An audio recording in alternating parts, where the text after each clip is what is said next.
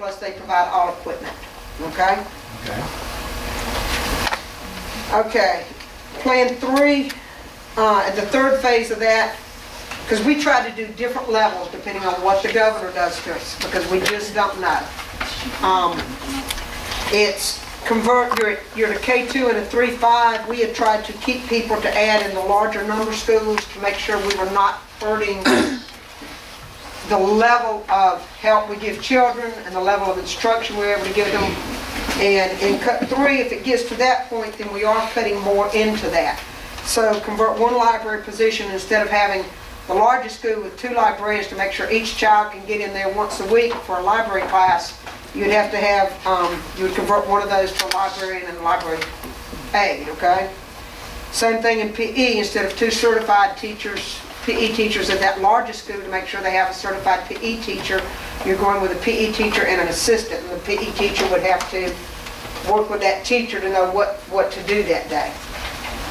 Cut a guidance counselor position, cut technology position, cut non-revenue sports, that's where that comes in, cut JV cheerleaders, cut an additional driver's ed position. That gives you an additional $211,239. Now none of this, you see the figures in red, none of that includes, you told us to count, you know, if you take $1 million out of our fund equity to go toward it, you would take that off the figures in red, okay? And then the last remaining cuts, and each one of those gets more severe into what we offer students to help them, is closing alternative school, relocating, eliminating additional maintenance positions, consolidating transportation and athletic supervisor positions, cut library aides, and cut 1 housekeeping position. So that is Plan 5. Any questions on that? We'll go ahead and look. So this is somewhat different than the option 5 before. Slightly. We took and we tried to look and see what we could still keep with federal program money being concentrated in the K-2 school. And then we took the, in the 3-5 school, we took class size reduction teachers and put them in there to also try to keep our class size as close as possible to 25-to-1. Now in the superintendent meetings today, what was discussed, and we had superintendents there from all over the state, some of the things that would have to be looked at if the governor goes to the 15% cut is that have to ask the state to ease the restrictions on class size, because there's no way, if he does the cuts of that magnitude, to keep class size at 27-to-1 in K-4 and to keep it at 30 above there. Because you're talking massive cuts when set costs keep going up. So you're saying in Plan 5, if we take all of these cuts, we're still looking at a deficit of going into $710,586. Not counting what the governor may do. Well, we can't make a decision on that. That's what we told you. We didn't know what would happen there. And we won't know for a while. What is the close alternative school and relocate students to home campus? What is it? What do you mean? You'd have to put them in a classroom at the main campus. It's not good. They're not getting the counseling. It would be hard to supervise them. It'd be hard to keep them away from the rest of the student body. Could be done. But it's not the best alternative at all. It's not what, when you send children to the alternative schools, we've been very successful in getting them back, because we're pretty strict. We don't have students that just have committed crimes that go to alternative school. We send them over there if they're behind academically to give them more one-on-one. We send them over there if there's emotional problems that are making it where they can't function in the larger class size, and you lose a lot of that. So what's the makeup of that 202,000? What makes that up? That's an administrator, a clerical, a guidance counselor, And a teacher.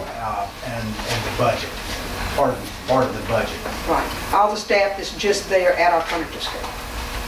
It's not the teacher, because no matter where they go, the teachers would have to be. Yeah, the teachers that are at the school. As far as basically what it would have to do is the existing administrators at the other schools would have to absorb that back into their schools. So I guess you're not, if you're eliminating positions, I don't see that by reading that.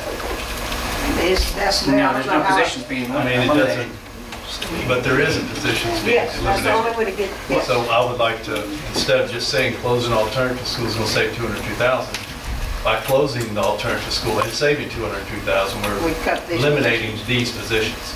Okay. Because that's a big difference. I mean, we're talking about jobs there. Yeah, and all of these are. After the first, number one, we can do without cutting jobs through attrition and retirement. Okay? Everything else gets to where you're impacting jobs for people. Everything else after number one. What were those positions on that? There was the Administrator, it's counselor, it's a clerk, and it's all the supplies for the students at middle school. The figure in red, and I just want to make sure I understand, is the deficit, is what we allocated for the past school year, or this school year? This is our budget. No, it's what we're looking at for next year with what, based on what we got this year from the state and the local. But that's Now, saying about 2.3 million in total cuts if we do nothing. Is that what you're saying? Yes. That's our starting point.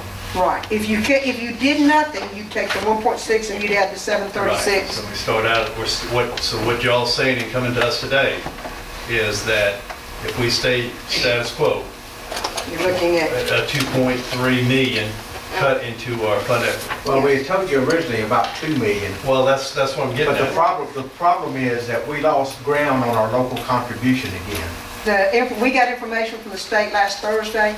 We know, we've been telling y'all that when they set our assessed value up so high and we don't reach it, we get hurt at the state level. Right. We got notice last week that based on, they say we're worth 119 million, so Right. we're going to lose I understand all 380,000. that, but these are factors that we need to know. If we're going into this thing thinking 2 million was going to be the number, Right. and now just by adding up the two numbers, I'm up to 2.3, and nobody's told me about an additional 300K. 380,000, we just found out Friday. I think that So- that's what the state is saying next year, that we're going to lose Right. because So we're if worth I'm more hearing you like correct, we're at 2.3 now. Say If the 2.4 governor plus cuts the this same. addition of 12.5 to 15%, that's going to be on top On of top the of that. 2.3 million. Yes. Yes. Right. All right, what does that figure?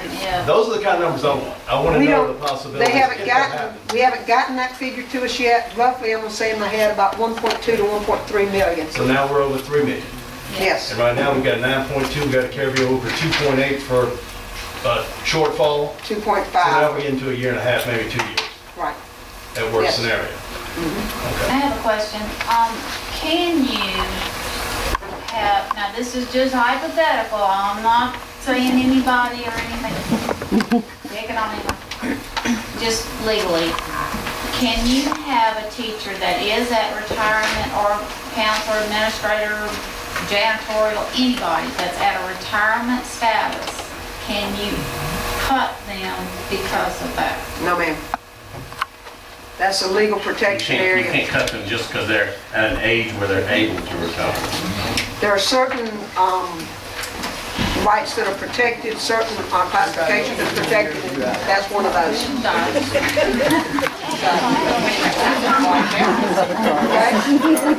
So, and now, the 380,000, I'll let Jamie talk to you about this. We have already called the state on that, explained to them that we have people, we have auditors looking at the difference, 119 million that they say we're assessed for, but yet we're receiving less than we did at 103 million.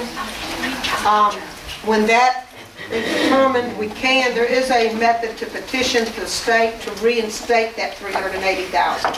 And at the point, and we think we're here in the next couple of weeks, right, Jamie? That's what they're hoping from the auditor. And then we will be coming back to you for a resolution to ask the State Department of Education to reinstate that using the numbers we received instead of what the county says for the world. And that would take your action. Hopefully you would do that, and then it would go to the State Department of Education and then to the legislature. It actually has to be a board motion to do that? Yes. To get the money that was already owed to us anyway?